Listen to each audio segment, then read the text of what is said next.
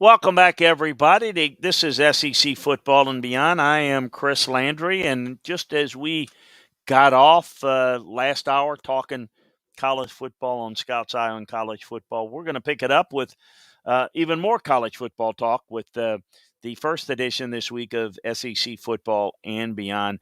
Much to get to today. Um, the talk around the conference. Well, I mean, I guess it could be the dominance of Georgia. That would be one. But in the world of negativity, where everybody tends to look at the negative thing first, it's about Florida and the negativity with Dan Mullen and his situation. What's going to happen there? Dan's not going anywhere, but what is it going to look like next year? So on and so forth. So a lot to get to there. We're going to take a look at who is the coach of the year in the SEC. I'll give you my thoughts on that right now. We're going to hand out game balls. We're going to look at the power rankings inside the league at this stage. And then we're going to go through the games this week a little bit and tell you how we see it, what's going on, and whatnot. And a reminder that you can join us inside the chat room. Very simple. Go to LandryFootball.com. Go to follow Chris on Twitch. Join us in the chat room. Ask your questions, and we'll have it all for you there. We appreciate you joining us. A reminder that you can get all the detailed film room breakdowns over at LandryFootball.com. That's where you can get all of our information and the detail that's a little bit more than we can get to here. Also, a reminder that you can find all of our podcasts at LandryFootball.com. So, very easy to go there. You'll want to get the podcast, go to LandryFootball.com, search it out. Yes, we've got one for the SEC, the ACC, the Big 10, the Big 12, the Pac 12, Scouts Eye on college football nationally, Scouts Eye on pro football. We've got Alabama A&M. We've got a lot of podcasts, so you can check them out. Very simple. Just go to LandryFootball.com, and then it'll tell you when you click on it, it'll tell you in the little notes before where you can sign up to get it dropped for you. But we encourage you to join us live as we do the show. And if you sign up, if you go to twitch.tv/Chris Landry Football, or you go to LandryFootball.com and click on follow Chris on Twitch, that'll get you there and you can sign up so that you can get this show dropped to you. And so that whenever we go live, you get notification. All right. So we're going to start with kind of the latest in the blowback from the Florida Georgia game. This Georgia team, as we thought, was going to take care of Florida. We thought that Georgia was going to win this game, win it handily. I didn't think it was a bad first half for Florida, but boy, and I mentioned this on Scouts Eye last hour, what an end of the first half that was.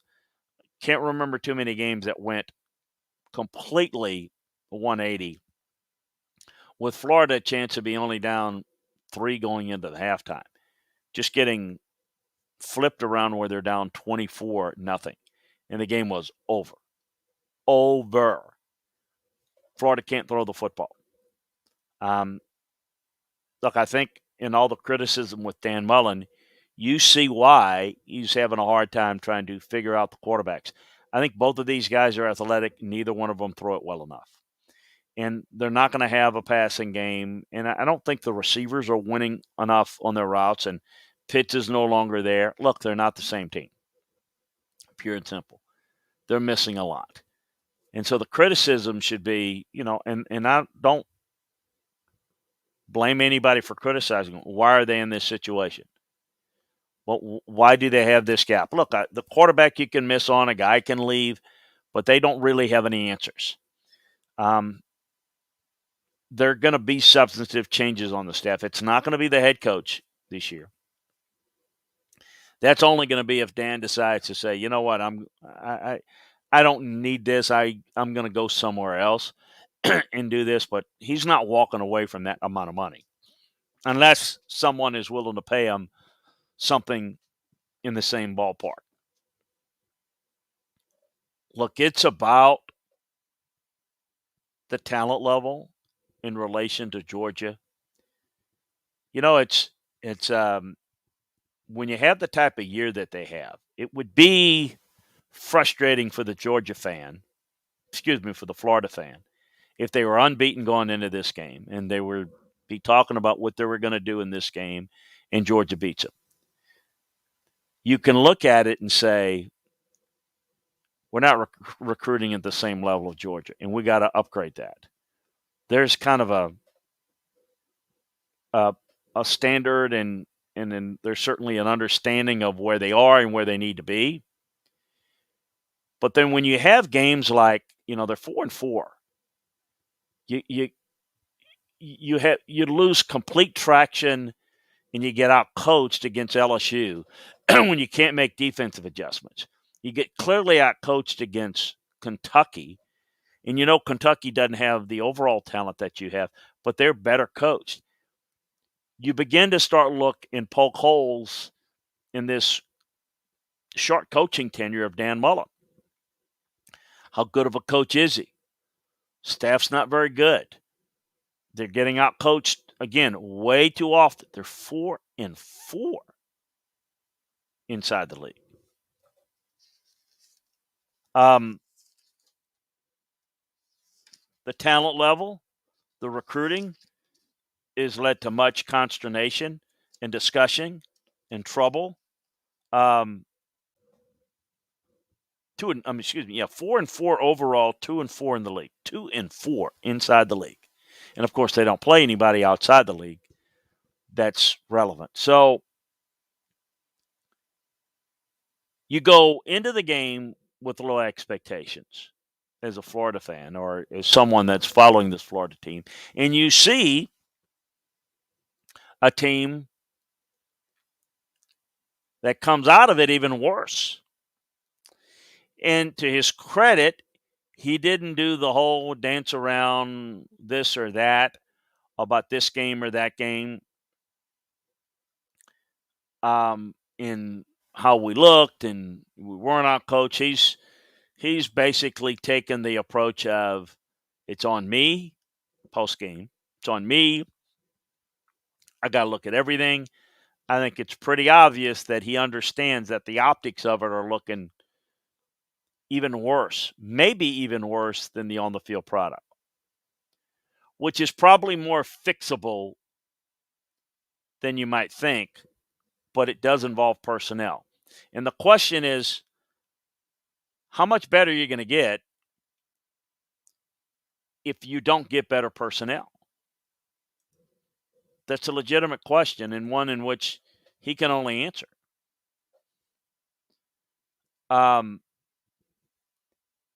I do think that people are, coming out of that game with a certain understanding. Then we go into the post game in Georgia where Kirby Smart, and I mentioned this last hour, Kirby Smart saying he was asked a question about the importance of recruiting, and Kirby clearly said it's all about players. We're good because we got good players. And he's thrown that. And it's the exact narrative of kind of, without saying it, Dan Mullen's always been about, it's about me, it's about my superior coaching. That's how he's kind of presented it to be.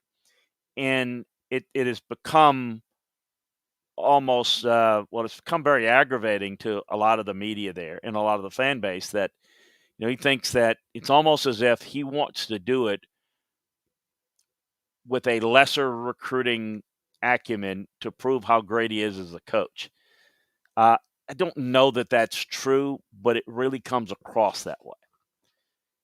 And you win with players. You certainly have to coach and develop them. But right now, they're losing on both ends of the spectrum, from a coaching and a developmental, from a recruiting and a developmental standpoint. So Kirby talks about recruiting, and then I'm sure the media, pouncing on that, asked Dan Mullen to talk about recruiting at the Monday press conference, to which he responded, look, we'll talk about recruiting during recruiting season. And the immediate media narrative of he doesn't care about recruiting because he said, I don't want to talk about it. Well, my feeling is I don't really care whether he wants to talk about recruiting or not during a press conference on a Monday in between games. That doesn't tell me whether he likes recruiting or he doesn't like recruiting or whether he's a good recruiter or not a good recruiter. Those are just statements. I don't care what you say because I'm too busy watching what you do. That doesn't mean a damn thing. But what it does mean is let's look at the recruiting. Let's look at the results. And the results are not what they need to be. The results are not as good as they have been or they could be. And therein lies the problem. Therein lies the problem. Why isn't it better than it is? And so he's getting a lot of heat on this. He's getting a lot of heat on it. And look, I think there's going to be some changes. I can tell you that Dan's not easy to work with. His personality quirks are having an effect on a lot of his staff. I know that there'll be staff changes, some that will want to move on, some that will be asked to move on, and there'll be changes on the staff. And I don't think the defense coordinator is going to survive it. I think the administration will tell him this is what has to get done, and I think there's going to have to be an emphasis on getting guys that can recruit better, and I think there's going to have to do a better job of getting this defense fixed. And it'll be interesting to see because right now it's not only bad, but it's worse because everything is relative, correct? It's bad because Georgia, and we've explained this for some time, Georgia is that much better. So the people that want to throw out, well, Florida won last year. And the one thing Dan did say after the game was, well, we won this year, they won last year. I mean, we won last year, they won this year. Yeah, Dan, I get it. Anybody that looks objectively at the Florida and Georgia program see that they're going in two different directions. Look, I don't know if Georgia's going to win the national championship. I suspect that they should. I kind of expect that they will, but that's something we'll answer in January. What we do know is this Florida program doesn't look good. It doesn't look healthy. It doesn't look well at all. It doesn't look anything like Georgia.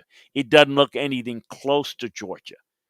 It looks like it is below Kentucky, which is not something that's going to be sustainable, I know, but it looks bad. And again, it's such a weak division. Outside of Georgia, nobody's good, really good. And you lose to Kentucky. And so you beat everybody else. None of them are any good. You lose to Kentucky, that's pretty good. But you also lose to an LSU that's not good. There are alarming signs there. And I think he's getting humbled quite a bit.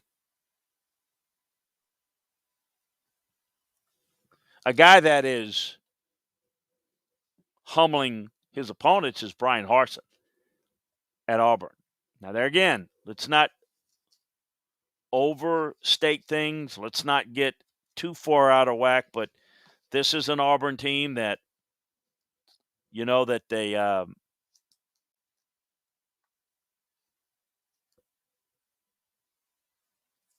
lost to Georgia. But the Arkansas game really was impressive and started to get them on the right track. Had the bye week. They come out against Ole Miss, and did they outplay Ole Miss? They really did a good job. Defensively in the red zone, they cleaned up against the reps, and they ran the football well. Outstanding performance. To me, SEC Coach of the Year. Let's see how they finish. I think Brian Harson's done a really good job. Now, I think this week's game, I would make the case in a week that is devoid of elite national games that the best game might be Auburn A&M in College Station, and it's probably going to determine who's the second best in the SEC West. A&M's got a bye week to prepare, and they're at home, so edge there. But this to me, Brian. I think it's Brian Harson, and if he stumbles a little bit, then I think he goes to Kirby Smart. I think Kirby's done a good job. Yeah, they're talented. They're very well coached. If you look at everybody else, yeah, Josh Heupel's maybe done a little bit better than people might say. They're going to end up 6-6. It's not a great year. Um, the look of Ole Miss and Lane Kiffin's done a nice job there, but it's about the quarterback. And quite frankly, there wasn't anything. There was a sliver that separated Ole Miss from Tennessee and Ole Miss from Arkansas. So I think that what Brian's done has been outstanding. So I think it's Brian. I think it's Kirby. I think this week's game is going to be outstanding. More in the breakdown in a second. Ole Miss defense has got limitations, not as good as it has been. So let's take a look. I want to invite you to join us in the chat room, and we will break down all the games. After I break down all the games and go through the power rankings, we'll get to your questions. I do want to tell you about our good friends at QL Daily. Do you feel like the last one out when it comes to sports betting? Don't know where to start? Understand where the market is moving, which smart bets are out there, and have fun listening while you're at it. BetQL Daily, sponsored by FanDuel, is the must-listen show for sports bettors and sports fans alike. They're a great listen. They're fun. They're informative, very helpful for those that are looking to bet on games. Hosts Joe Ostrowski, Joe Giglio, and Aaron Hanksworth serve up wager entertainment, the sports talk you love, and the betting insights you need each weekday. Find out where the market is moving across all of the week's biggest sporting events. Miss out on earlier games? BetQL Daily has you covered there too, with recaps from some of the biggest recent moments in sports. If you're not sure where to start with sports betting, start with BetQL Daily, presented by FanDuel. Listen weekdays 9 a.m. to noon Eastern on Odyssey, Spotify, or your favorite podcast app. Just 3 games left to go for the SEC schedule. Vanderbilt excluded. 6 of those 14 games, 6 of those 14 teams took the week off to prepare for the final stretch of the season. So let's take a look at things. Team of the week, no doubt's Auburn.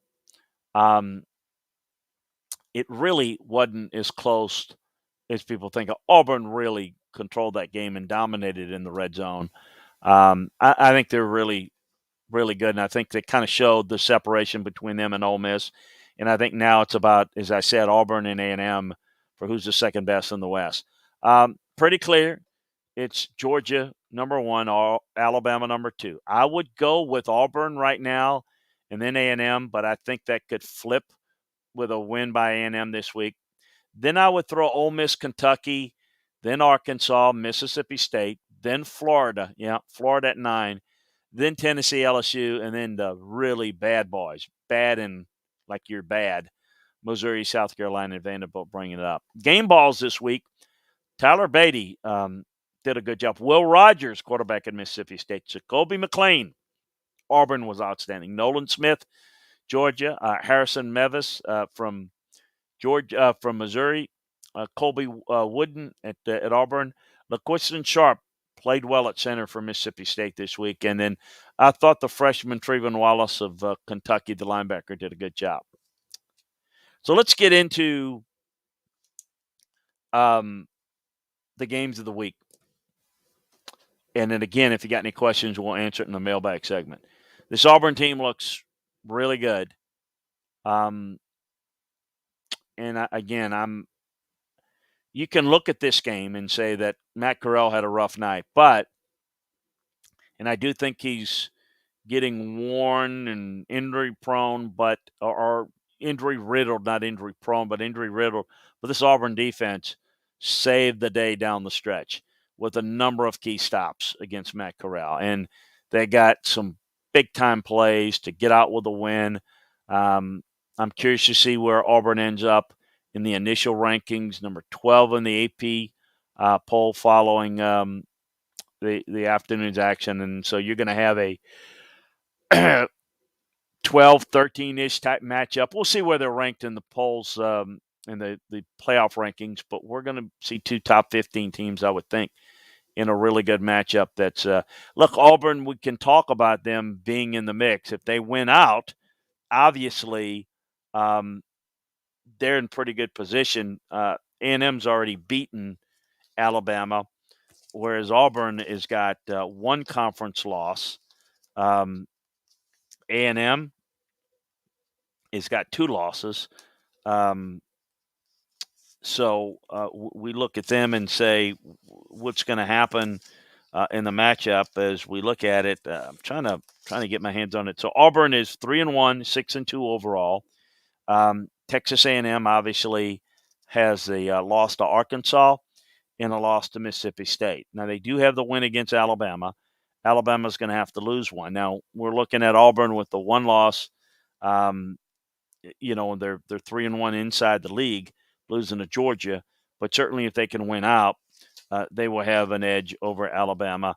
And winning out, of course, would mean beating A&M and knocking them out. But long way to go for that. I don't know that I see Auburn quite there yet, but I still think that they're in pretty good position. I thought Tank Bigsby was outstanding. I thought Bo Nix was outstanding. I thought, Bo was, 22 for 30, two rushing touchdowns. He's playing very, very well. That's coaching. You see a team getting better and better. That's the one thing we told you and felt about was how Brian Harson, well-coached team, wherever he's been, he'll do a good job coaching and developing, and really, really good. I thought Bigsby reemerged with his best outing of the year. He had 140 yards. Was outstanding. They were played with a lot of confidence. They were physical. I think that Mike Bobo's done a great job with them. I think with this offense as a whole, just a really, really good performance. I thought Jacoby McClain on defensively was all over the field from his linebacker position. He had a couple of sacks as well, had 10 solo stops, 14 tackles, 3 quarterback sacks, just outstanding. Outstanding performance. Really playing well in SEC play. So, I think this linebacking core is developing as something really, really good on the Plains. I thought Oscar Chapman did a really good job. He averaged 56 yards a punt on 3 punts, no returns. That's huge in terms of field position. So really, really impressive. They get it. It's the little things that I see that are positive on the Plains that we've not seen under Gus Malzahn. The use of the tight ends, the improvement is the blocking schemes up front. Look how much better the route running has become with the receivers. Didn't we tell you? Didn't we tell you when everybody was throwing dirt on Brian Harson? What are you doing? Firing a receiver coach? That's why, because the guy's not a very good coach. They moved on from him, and they're a lot better in terms of route running. Now, they're not real talented. That's not a strength in their team, but they're better coached now. I think that says an awful lot. I think the biggest thing that's impressed me is they're running the football best, better than they have. They ran the football for 207 yards, 14 years old runs came in the form of first downs. Um, you know, they didn't run the football in their first 2 wins in the league very well, but Bigsby ran it well. Sean Shivers only carried it once. You're not getting much, play outside of Bigsby at the running back position. But I think they're run blocking better, and I think they're really attacking the line of scrimmage well. Bigsby is, and that's a huge difference in what they're able to do. And it's really setting things up and slowing down the pressures to allow Bo Nix to make plays. Anders Carlson missed a 43-yard field goal. That whole unit wasn't really good. Some mistakes on special teams need to be cleaned up, no doubt. The defense is doing its job. They don't allow the big play. And I just thought that Casey Kelly had a really good game, made some big plays. That was a little bit out of norm for them recently, but they found an answer. Really good performance. Derek Mason's doing a good job. This is a well coached team. For Ole Miss, as I mentioned, I thought they struggled in the red zone. I thought that Auburn did a good job containing Matt Corral. I thought Chance Campbell played pretty well on the defensive side. I thought Luke Altmaier did some things when he was in the game that was fairly effective. Casey Kelly, I mentioned, was outstanding. Jacour Pearson did a really good job. I think Corral's a gutsy guy. I think he's a gutsy performer. Um, I just think, Auburn was the better coach team here. They're more sound fundamentally. They play better at the line of scrimmage. They're a tougher, more physical team. Look, what I say about Ole Miss under Lane Kiffin is he's more concerned and interested in how his offense looks, the stylistic approach, and you're not going to win championships with Lane Kiffin, regardless where he's at. He's not at a place at Ole Miss where you can win a national championship.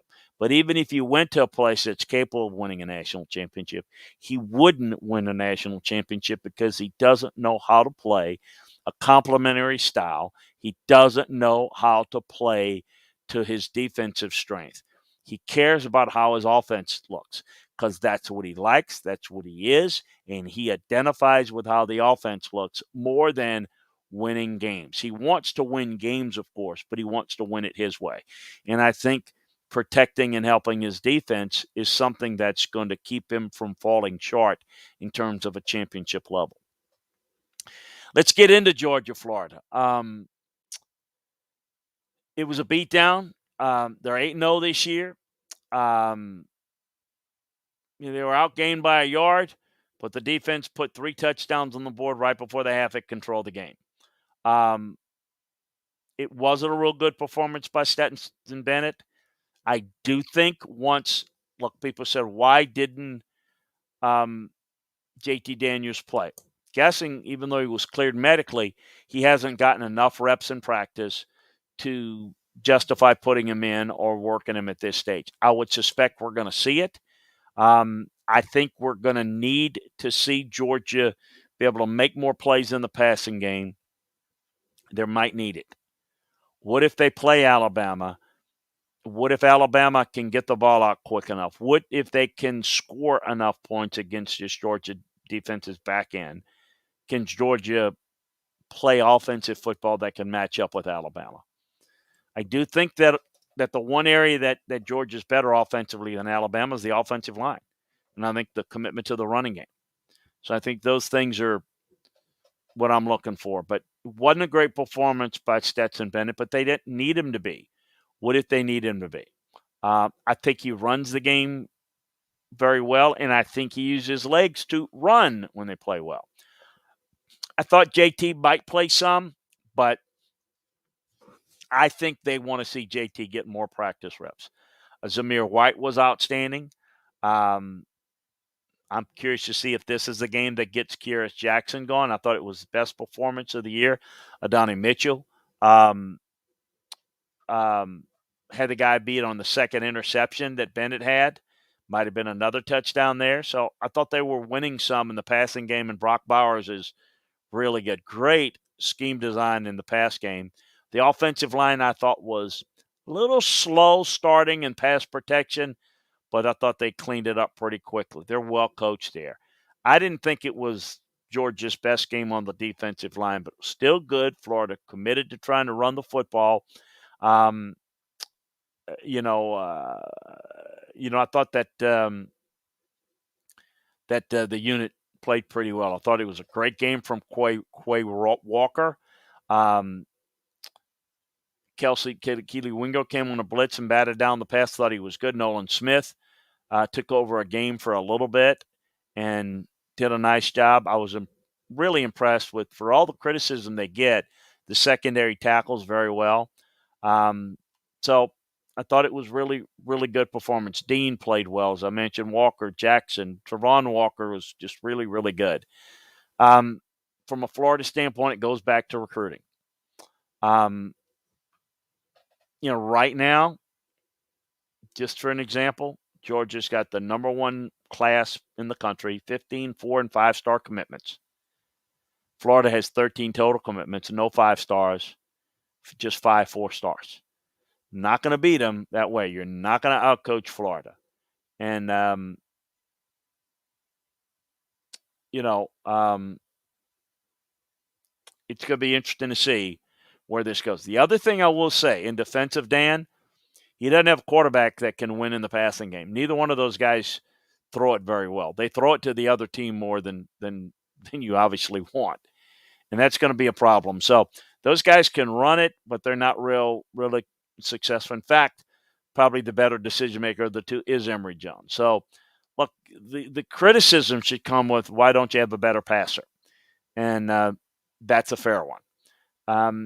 I don't know that Anthony Richardson's going to be, I know the whole stuff well. Steve Spurrier says he might be a Heisman Trophy winner. He's a long way from being an even decent passer. I don't think he'll ever be good enough to be a dual threat guy to be that good, but he's still young. Let's see. Mississippi State, Kentucky, we just, kind of led to the fact that Kentucky can't handle the prosperity of the moment. Cats were riding high going into this game. 11-win season in their sights, and it didn't happen. Mississippi State's going to a bowl game. Not as good of an overall season as Kentucky. Thought Mississippi State's offensive line played very well. Thought the running backs did a really good job. Folks, I said this earlier. Maybe Mike is getting it. They ran it 35 times. Really impressed with that. Now, that it got some sacks and some scrambles in it, but really good job running the football. Let's do some of that. I thought it helped against some of the blitz pressure. Really, really good job. I thought the receivers were outstanding.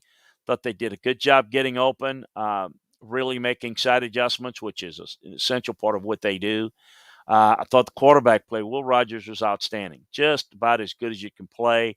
So really, really impressed. Defensive line did a good job. I thought they played their best game, certainly the best since NC State. I think that that they really did a good job against a very good offensive line from Kentucky. So very, very impressed there. On the second level, I thought the linebackers did a good job. Steve Robertson did a very good job. Jet Johnson, Nate Watson, I thought did a really good job inside with their run fits. They really put a lot of pressure on Will Levis and made him uncomfortable. I thought the secondary did a good job. The rotation was good. It's mainly due to their front. I don't think they run quite as well as you'd like them to, but I thought they did a pretty good job overall. Not a good special teams performance. I thought they really potentially cost themselves there. I thought overall, though, a good performance. Really good performance by State. Kentucky, for their standpoint, where was the defense? Okay, it was a poor performance. They were out-schemed there. I thought that that Rodgers really tore them apart. It was 36 to 39 passing, 344 yards, and they were able to get it done. They were kept off balance because they ran the football. That surprised them. Marks ran, Dylan Johnson ran effectively. They were out of position, and they dropped a lot. And look, the front didn't defend with their base set as well as they needed to against this run game. Really good job. The turnovers, again, something we talked about with Kentucky when they were winning but not impressively. You can't have the turnovers. Kentucky jumped out to a 10-0 lead. They had a 74-yard punt return by Josh Ali and a 41-yard field goal. Okay, but they couldn't get anything done offensively. It was the turnovers that took away scoring opportunities. So I think Kentucky had opportunities to score and stay in this game the entire game. But on Kentucky's first 2 drives, Wendell Robinson appeared to beat his man deep. Might have had a touchdown on an accurate ball. Levis underthrew and was intercepted. Then you go to the end of the first half. Kentucky was getting ready to go and take a lead, cut it down to 14-13. Ali was wide open, was overthrown. So a couple of missed opportunities there. Then Levis later on that drive threw an interception in the red zone, trying to get it to Cummings. So it was turnovers and missed opportunities on offense that killed them. More than just great defensive play by Mississippi State, which was good. Chris Rodriguez fumbled a handoff exchange. The Bulldogs punched it out and make it a 2-score game. Look, it's going to be interesting to see. Look, for Kentucky, how the narrative changes. Losing to Georgia is expected. Beating Mississippi State was something that I think was expected, but tough on the road. Now, Kentucky's got to win out, go 10-2. They got Tennessee. That could flip their game in a very, very negative way. They've got to finish strong. 9-3 preseason, everyone would have signed up for it. 9-3 now, not all that good when you consider the weakness of the league. Missouri got it done against Vanderbilt. Wasn't all that impressive. Much needed victory. Vanderbilt's 2-7. Missouri won. Not much there. It wasn't impressive. Connor Bazelak was the story. The Hail Mary pass at the end of the first half was enough to give Missouri the lead going in the half. And not for that throw, I don't even know if he's playing in the second half. Hit Chisholm. Bazelak went 21 for 27, 173 yards, 1 interception, 6.4 yards of passing attempt against Vanderbilt. Drinkwitz likes this guy. I think they were close to seeing somebody else, though. I thought they were going to play Macon a little bit more. But, the run defense is an awful problem. Vanderbilt rushed for more yards on Saturday against Missouri than it did in its first 4 conference games against Georgia, Florida, South Carolina, and Mississippi State combined. They had 256 rushing yards. It allowed at least Missouri's defense has allowed at least 250 rushing yards to each and every Power 5 opponent they face this year. Really, really poor performance. I thought the key, again, was Tyler Batty. He's everything. 254 yards and 31 carries and 2 touchdowns. Without him, they don't win the game. Without him, they lose to Vanderbilt. He's the next line of backs with Roundtree and Witter. He's really good. Missouri is also a sloppy team. They play poorly. They're not real good, but they're sloppy too. They miss plays, miss receivers downfield. Again, the quarterback's not playing with confidence. They got Georgia this week. It's going to be ugly. For Vanderbilt, Mike White made some plays running the football. Patrick Smith, the freshman running back, did some good things. They worked some shovel pass, some stuff in it. Pretty good. I thought the front 7, not all that bad of a performance. They played hard. But they made dumb mistakes like the end of the first half. The failed fake field goal. Special teams, that's one area you need to be sound. They're gone all the way from good to fair to bad. They were probably the difference in the game. In addition to the failed fake punt, there was a block punt that nearly gave Missouri a touchdown. Harrison Smith has had a big leg, reduced to a rugby-style punter, and he's just not done a whole lot. A bad start, which continues to plague them. The Chisholm was left wide open down the sideline for a 25-yard game, and then, of course, you know what happened prior to halftime.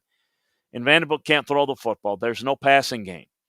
Yeah, there's still 3 touchdown passes, but they're just flips to little shovel passes. Not much there. They couldn't defend Tyler Batty. That was the difference in the game. It's as simple as that. So, in the end, not really good performances. This week, as I said, you've got Missouri, Georgia. We'll break it down on Thursday's show, but you've got Missouri, Georgia, which will be a bloodletting. I'm curious to see Mississippi State, Arkansas. Arkansas's had a bye week. The plan that they're going to have for Mississippi State. Curious with that. Intriguing game. I'm curious for Tennessee, Kentucky. How will Kentucky respond? Will they let it get out of hand? Will Alabama throttle LSU? We would think so. Will Florida bounce back and handle a bad South Carolina team? We would think so. Vanderbilt's on the bye. God bless them. At least they've got that. Ole Miss will respond and play well against Liberty, and we know what the storyline there is going to be. But the game, obviously, that's most intriguing is Auburn, Texas A&M. And that, again, is going to be about, okay, A&M off of a bye week. What are they going to do to be able to defend the run and put pressure on Bo Nix? I think that's the real key is don't give Bo Nix a clean pocket or he can hurt him. I think this A&M team is really good defensively. I think they're starting to run the football well. I think the offensive line plays improved. I think these two teams are a little close. I like A&M a little better, but we'll break that game down both on LandryFootball.com and certainly on Thursday's show we'll do that in detail as well. Let's get to your questions in the mailbag. Woodchet King, your thoughts on Miles Brennan transferring and where he may end up. Don't know yet where he's going to end up. I understand it. There's a lot of uncertainty around the program. Miles deserves an opportunity to go somewhere and compete. And, we're going to be dealing with a situation with a new coach. There's the uncertainty there of how he's going to fit in. And so the people that obviously that he's built up loyalty with are going to be gone. So it makes sense. I was expecting it to happen. I don't have an update yet where it's going to go. On the LSU coaching search, I will give an update there.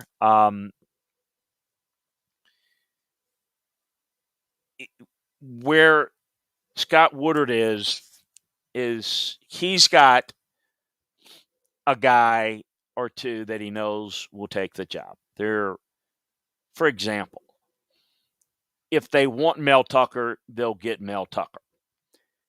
If they want Lane Kiffin, they'll get Lane Kiffin. And there are a couple of other guys that clearly want the job. They're not satisfied with those are the options. I don't think Lane is somebody they would hire, but they'd have to go down further down the list. I think Mel would be higher on their list. However, they're got their sights a little bit higher, and so they're kind of going with the idea of trying to get a couple of people that they think they can get interested and they think they can work to give strong consideration to taking the job. But I do think that he's got a couple of people that he knows is going to take it. It's a good job. This is not one in which you really can screw this up. This is a great situation because it's a really good job. It's a coveted job. I can tell you that a number of guys have shown interest, but there are some, and I'll mention this a little bit later once the process we can go that direction. But there is somebody that's a really prominent coach that they like that I've talked with, and I've talked on behalf of LSU on the merits of taking the job, and he's just not interested. He's just very comfortable where he is at a big time program. And again, I'll mention that as it is going forward. I don't think that James Franklin is the candidate that people think he is. And so that's the update. I think that it's going well in the process. And but as I said before, there is going to be an air of frustration by some because some are expecting the PR splash hire of the century because it's coming from Scott Woodard. And I don't think that guy exists that's going to satisfy the fan base in the PR sense. But getting a good coach is something that I do think they'll get, and I think that there's a real good reason to believe that they'll get it right. I don't think, to be honest, they can get it wrong. I think there's certain coaches they could hire that some people are not going to like when it's announced. And there are going to be some that like it, some that don't like it, and some that will come around, because I think that there's a number of people. There's not one guy. There are a number of people that can and will win and potentially win big at LSU. By that, I mean consistent winning. I don't know if they're going to have anybody's going to have a 2019 season. That was weird and unusual. But I think that being good enough to be in a position to win most years, I think there are a number of coaches that can do that well at this type of a program. So I don't think they can make a wrong hire. Well, of course they can. I don't think that they will. So that's the latest update there. Keep it over at LandryFootball.com for all the latest on that, as well as the rest going on in the world of college football and the NFL. We appreciate you joining us. Check that out at LandryFootball.com. Catch all our podcasts by going to LandryFootball.com. We'll see you there, and we'll talk to you tomorrow as we'll break down Big Ten, ACC, our NFL show. We'll be back on this show, SEC Football and Beyond, on Thursday. Appreciate you joining us. Have a great one, everyone.